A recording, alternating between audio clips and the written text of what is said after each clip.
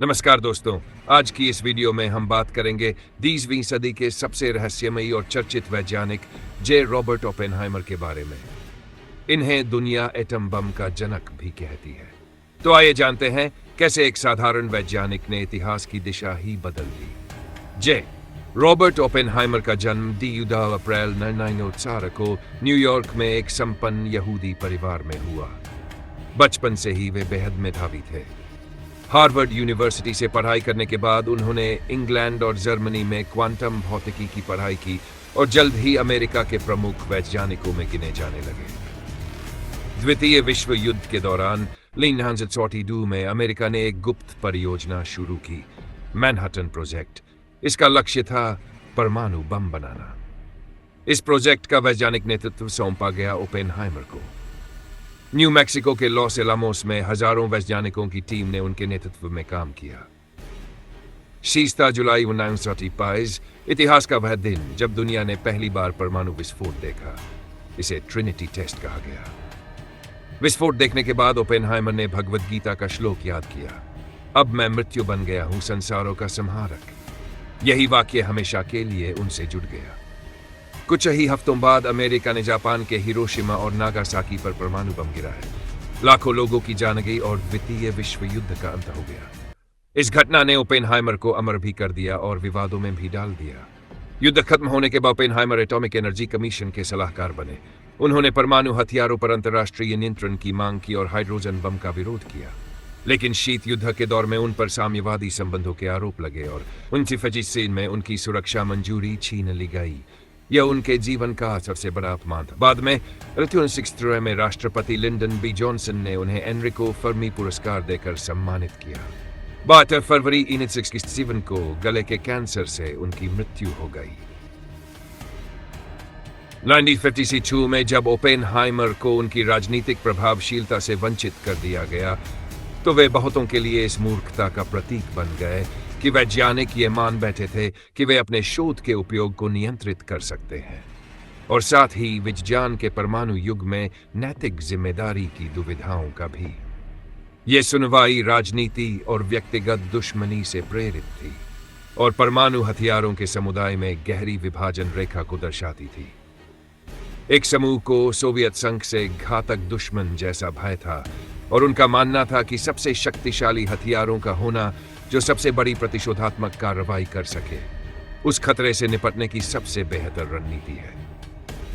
दूसरा समूह मानता था कि हाइड्रोजन बम का विकास पश्चिमी सुरक्षा में कोई सुधार नहीं करेगा और बड़े पैमाने पर नागरिक आबादी पर इसका इस्तेमाल नरसंहार होगा।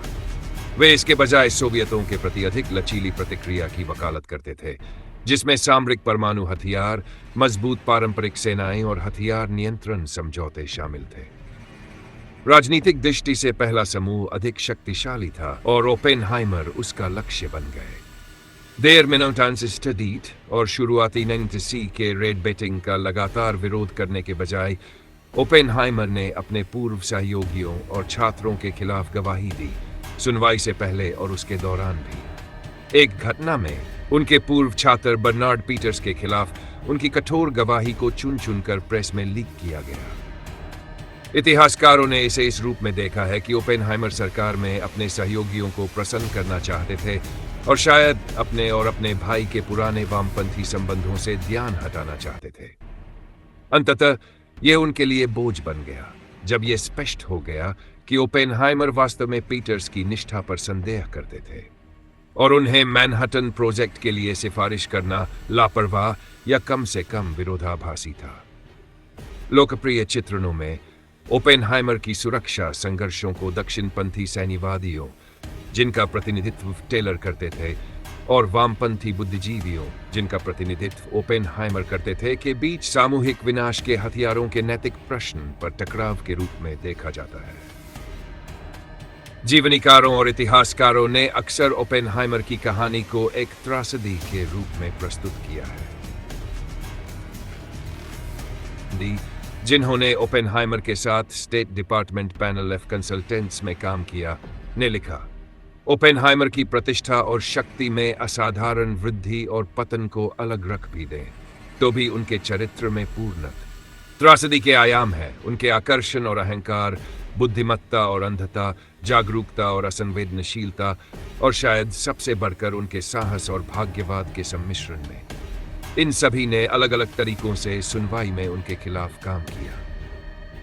दोस्तों, तो ये थी कहानी जे रॉबर्ट ओपेनहाइमर की, उस वैज्ञानिक की जिसने दुनिया को वो ताकत दी जो इंसानियत को बचा भी सकती थी और मिटा भी सकती थी।